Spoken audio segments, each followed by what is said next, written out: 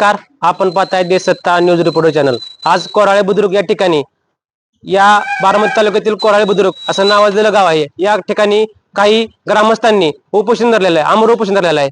या उपोषण धरण्यामागचं कारण काय आणि या उपोषण धरण्यामागचं कारण काय असं आहे की यांना उपोषण धरायची वेळ आलेली आहे, या आपण यांची जाणून घेणार आहोत। कशा प्रकारे या ठिकाणी ही ग्रामस्थ बसलेले आहेत उपोषणासाठी आणि यांचं मुख्य कारण काय आहे यांच्याकडून माहिती घेणार आपण। कशा प्रकारे या ठिकाणी उपोषणाची वेळ आली आणि उपोषण करण्यामागचं कारण महत्वाचं काय ते आपण यांच्याकडून माहिती घेणार आहोत। मी जे आता उपोषणाला बसलो आहे, आमचा जो चर्मकार समाजाचा जे रोड आहे त्या रोडवरती अतिक्रमण केले गेले आहे। गेले 4-4.5 वर्ष झाले ते अतिक्रमण तिथं आहे। त्या अतिक्रमणासाठी आम्ही वेळोवेळी पाठपुरावा केलेला आहे, पण आम्हाला कुठूनही कुठल्या प्रकारची शासन स्तरावरनं दाद मिळाली नाही।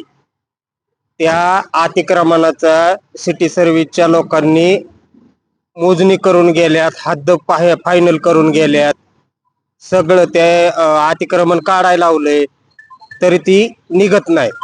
गावामध्ये उपोषण धरले, उपोषण धरण्यामागचं कारण काय तुमचं? रस्ता मिळायसाठी उपोषण धरलेलं आहे, मिळण्यासाठी। मी गावामध्ये कोराळे गावामध्ये उपसरपंच आहे, तरी देखील आज 4.5 वर्ष झाला आम्ही रस्त्याचा पाठपुरावा करतो की रस्ता व्हावा म्हणून। शासनाकडे पैसे बी भरले होते, मोजणी झालेली आहे, तरी सुद्धा रस्ता होत नाही। किती वर्षापासून रस्ता आहे तो आता? रस्ता आता सिटी सर्वे प्रमाणे तर तो रस्ता तर नकाशावर आहे, पण रस्ता काय होत नाही।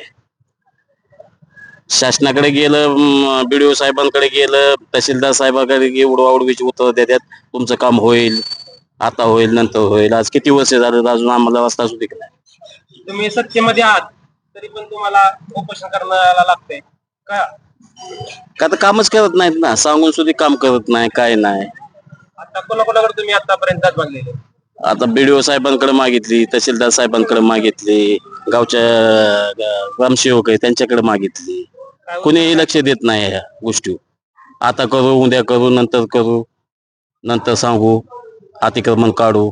आता ही गोष्ट म्हणजे पोलीस स्टेशनला सुद्धा पैसे भरलेले अतिक्रमणाचे, तर बी अजून पोलीस स्टेशनला बी त्यांनी काही सांगितलं नाही की बाबा तुम्ही अतिक्रमण काढा, का काढत नाहीत, कस का काढत नाहीत।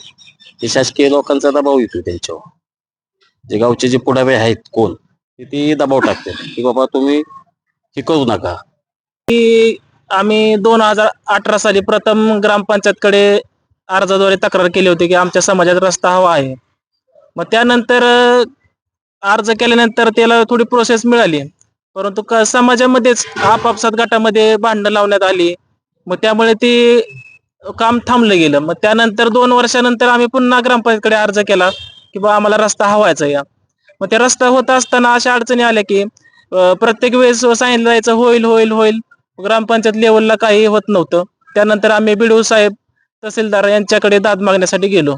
मग त्यातून तिथनं पुढे सगळ्या प्रोसेस होत गेल्यानंतर ग्रामसेवकांना वेळोवेळी BDO साहेबांनी सुद्धा अर्जाद्वारे बाबा जिथं SP ऑफिसची परवानगी असेल, भूमापन विभागाकडून मोजणी सुद्धा झालेली आहे, मोजणी होऊन जवळजवळ 1-1.5 वर्ष होऊन गेलं।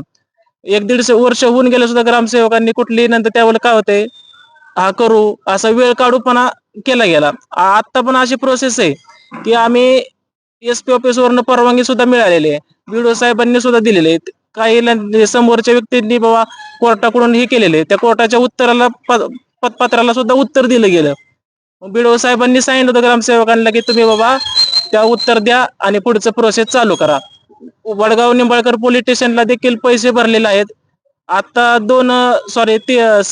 3 जूनला निघणार होतं कंपाऊंड, 3 तारीख घेतली होती, परंतु ग्रामसेवकांना कुणाचा फोन आला गावातील पुढाऱ्यांचा, बाबा तू का काढतोय, तू का पैसे भरले, असे ग्रामसेवकाला दबाव टाकला जातोय, तू काही काम करू नको। त्यामुळे ग्रामसेवकांकडे आम्ही पुन्हा गेलो, ग्रामसेवक म्हणतात की बाबा